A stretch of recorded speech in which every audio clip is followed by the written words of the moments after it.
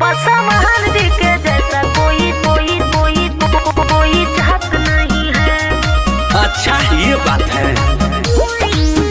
उनके सामने कोई बोले अब बात नहीं है, चाहत नहीं है। सटना चोरी जोनी धरला कवारी हो जाई मर्डर ना कर बरियारी। ए हो सुन तारो अरे बोल। सटना चोरी जोनी धरला कवारी हो जाई मर्डर ना कर बरियारी। सुन और घघरी उठाई राती भोर नचवाई रात नहीं है। उनके सामने कोई बोली अब बात नहीं है। पसवान जी के जैसा कोई चाहत नहीं है। मजा रात भर ले लायो कुतात नहीं है।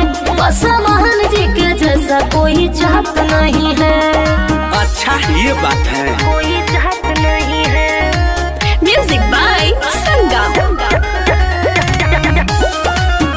उनके सामने कोई बोले अब बात नहीं है, चाहत नहीं है। तेरे जवानी पागल बानी रात भर के जागल बानी जैबू ना तू बाची बाची के। क्या केहू से ना डर बाटे चोरी सिक सर बाटे छोड़ा तो है जिजरे घाची के। ओहो तोहरा नियन लइका ओकर पीछे घूमे ले। अतना पावर बड़े बड़े हंसती ओकर पैर चूमे ले। अरे कौन बोला बाची लुटा जहीबू टंगा जहीबू राते राते में। हट शेर के जिगर यह मेरा शहर कोई बात नहीं है। उनके सामने कोई बोले औकात नहीं है।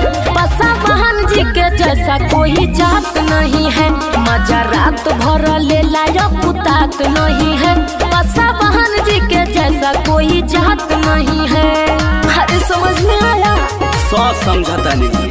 पसवान जी के जैसा कोई कोई कोई कोई जात नहीं है।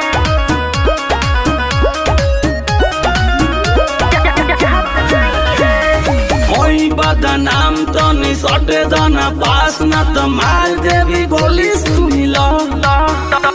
ना खड़ा देखाव जानी माथा साना गाव जानी फाड़ देवी चोली सुनी लो। बाटे बोल बाला सुनो जय पे तूफान के। बड़ कवि जय शंकर मारे लगी है बान के। अरे चली रंगादारी अनिकेत के खाली दुनाली से करे नी शिकार। सोनू संगम सरून दोनों कर देगा खून घबरात नहीं है। उनके सामने कोई बोले अब बात नहीं है। पसवान जी के जैसा कोई जात नहीं है। मजा रात भर ले लायो कुतात नहीं है। पसवान जी के जैसा कोई जात नहीं है।